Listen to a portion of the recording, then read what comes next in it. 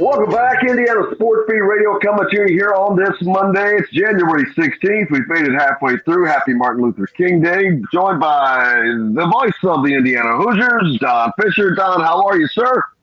I'm better now that you can hear me and see me. Well, for whatever reason, we were having a problem there for a while, but obviously I just shut everything down and just left the studio and came back on, and all of a sudden everything's working. So I don't know what was going on there.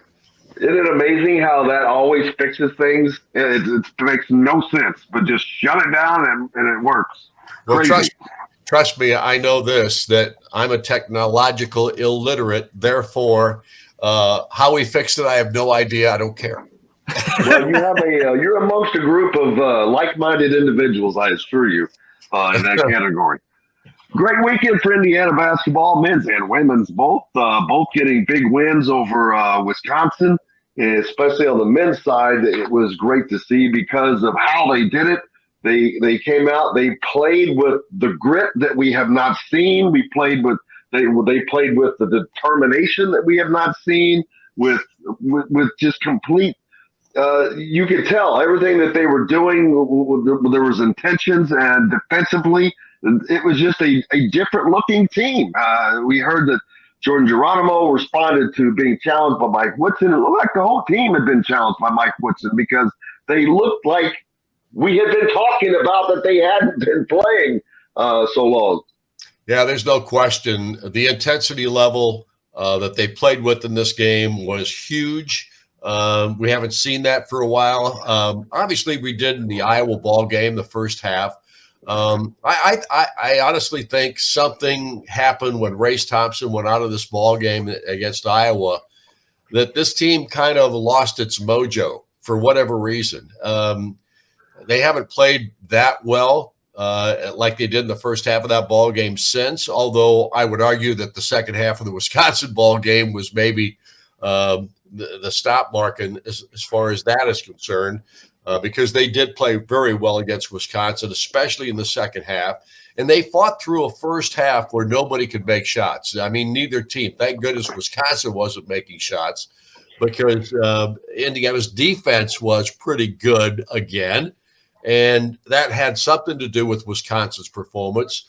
But they didn't knock down shots either. They got some open looks and they didn't make them. And next thing you know, it's a battle of wills at that point. And Indiana, and generally speaking, I wouldn't say this, but Indiana outfought them in this ball game. And they did that back against North Carolina. They did it against Xavier, against the tougher teams that they played this year. And so many of these ball games, I would argue that even, against Arizona, they played pretty well to get back in that ball game. But they have not done it consistently. And that's the problem with this ball club. And the fact that they're 2-4 now in Big Ten play, maybe that's jump-started them a little bit and saying, look, we were expected to win the Big Ten, or at least people were saying we were going to challenge for a Big Ten championship. I've never said that. And I say that because I haven't. I literally said, you're going to make a jump from 9th place in the last 6 years. The best you've done is 9th place, and you're going to make a jump to win a Big Ten title. And you've got a lot of the same people. I just couldn't, I can't wrap my hands around that unless they can prove it. And honestly, this team right now has been not very good here in the last few weeks. And they've got to get better, especially against everybody they're going to play in the Big Ten, because there's nobody in this league that can't beat you. Don, Robbie Hummel said that they looked shell-shocked to go along with what you were saying, Dustin. Go ahead. Yeah, well, I was gonna ask Don if for the first half of that game you felt like you were broadcasting a baseball game or how that felt. But to me, the thing that I think might be a positive, and you hope to carry some of this momentum going forward, is this team, which had given up 80 points, and it felt like the last 15 games, which I know is not true, but had struggled defensively. They did not shoot the ball well in the first half, but their defense got it done. You hope that in that situation, there can be that moment where you have that realization that, hey, even if we're not scoring, even if we're struggling to shoot, if we play defense the way we did against Wisconsin, we're going to be in a lot of basketball games. We're going to have a lot of opportunities to win. Well, in my opinion, that's where look, why were they so much better last year than they were the previous year? Because they played defense. It was a different defensive system. They played hard at the defensive end of the floor. Woodson emphasized that going into the season and maintained that emphasis throughout the year. This year, I think they went into this season trying to become better offensively than they were a year ago, and I think that's where the emphasis was. But they never stopped talking about how hard you have to play at the defensive end of the floor. But for whatever reason, this team started to slide defensively. And honestly, there's no excuse not to play hard at the defensive end of the court. It is simply playing hard. Play it with intensity. Go out there and show them that you're going to dictate how this game's going to be played. And if you do that, you will set the tone and people will understand that you're going to have to overcome whatever Indiana's doing out there on the floor with that intensity level. And honestly, this team hasn't played like that for a long time. And I think that they have a chance to, I don't want to compare them to another Big Ten team, but I think we can say that Indiana's shooting hasn't been quite there throughout the court, or consistently maybe, but there's no reason they can't, to me, be a Rutgers. I mean, you look at a Rutgers, that's a team that fights defensively game in, game out. And they are in a lot of games, and a lot of people consider them to be one of the better teams in the Big Ten right now because of that. They have terrible shooting nights, but they'll beat you 50-48 if they have to. Right. I feel like if Indiana gets in that mindset, they can, as you said, Don, they can. Maybe they're not going to win the Big Ten, but they can catapult and get into the top 5, rattle off some wins, and beat some big-time teams. Get a little bit of that confidence and momentum back. Right, and that's going to be the key going forward, because they put themselves in a hole right now. They have already lost 4 games. I mean, one more loss, and right now it looks like this league is so tough, like it was a year ago. You're going to have more than one team in first place at the end of the season. They're probably going to have at least 5 losses. That's what it was last year. So this team is right there. They're still in the hunt, but now they put themselves in a hole that they're going to have to really play well every time they walk out on the court. And I don't know if this team can do that, because they haven't proven that up to this point. They've got the tools to do it. They are better offensively than they were a year ago. There is no question about that. They have more people that can make threes this year than they had a year ago. I mean, Galloway is perfectly capable of it.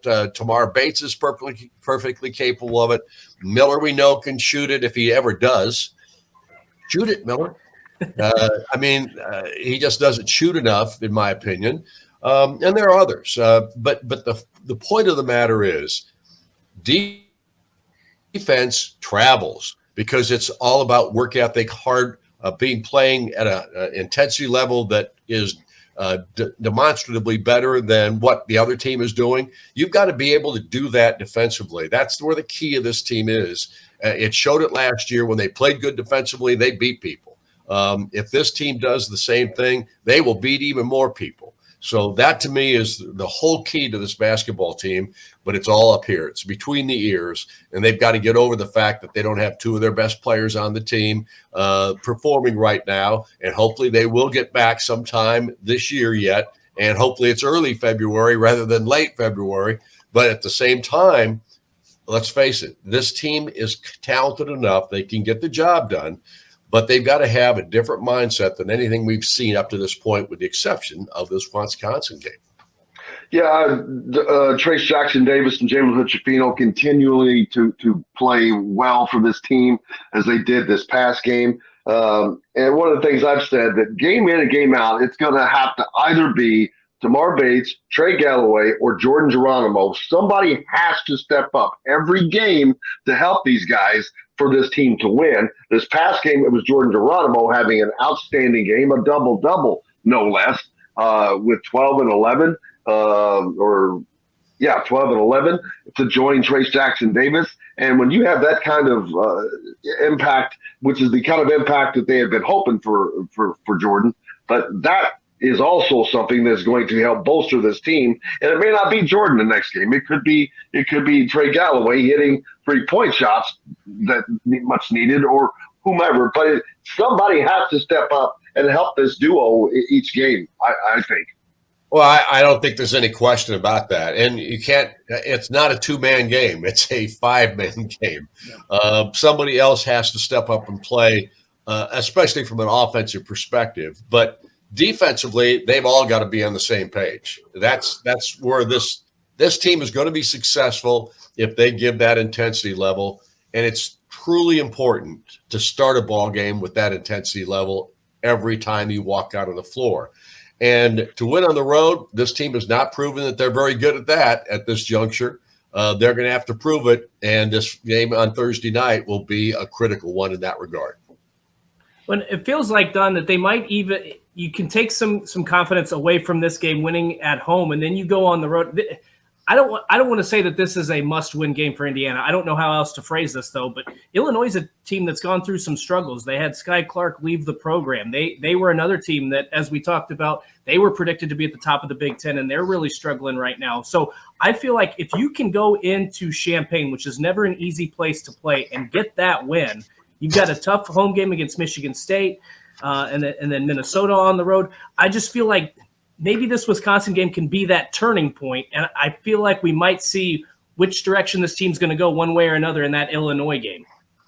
Well, I hope that's the case. Illinois has played much better the last three ball games. They have won all three. They beat Wisconsin, the same team Indiana just beat, at home. They beat Nebraska on the road, and they beat Michigan State at home. Those are three big wins for them, and I think they've regain that confidence that they showed early on this season because they played some pretty good basketball earlier this year. That said, they're still a team that is trying to find itself to some degree because of all the new faces they've got. 2 transfers from Texas Tech, or from Baylor rather, and 1 from Texas Tech. Those 3 guys are all starting on this ball club. So they are still trying to find their way, and Brad Underwood's trying to put the pieces together. And just like everybody else, they go through rough spots now and then. Now they're on an uptick, and you're going to have to take that confidence level away from them, and you have to do it at their place. So this is another huge challenge for this IU basketball team. And that's the one thing we haven't seen from IU at this juncture. Can they carry over what they do at home to the road? And that'll be the difference. And now seeing who's going to be that guy, that next guy up to step up for this team. Don, but we'll certainly find out. And it's an excellent opportunity for Indiana to go on the road and catch a Big Ten team kind of maybe not at their best and get a win because they certainly need that road win. Up next for you, of course, is Southern Stone tonight with Mike Woodson, of course, right? At 7:05. Actually, it's tomorrow night because of Martin Luther King Day. So the holiday is being celebrated today. Thus, we'll move the show to tomorrow night. And Mike will be with us tomorrow evening. So we're looking forward to that. And actually, a Monday night I haven't had off for some time now. So I'm really excited. All right, see, I'm glad we asked. We would not have known that, didn't think about that. So tomorrow night, Inside into Indiana Basketball with Mike Woodson and Don Fischer at 7:05 at Southern Stone Restaurant. Don, I cannot thank you enough, my brother. I look forward. We'll probably see you tomorrow night. Sounds good. Thanks, guys. See ya.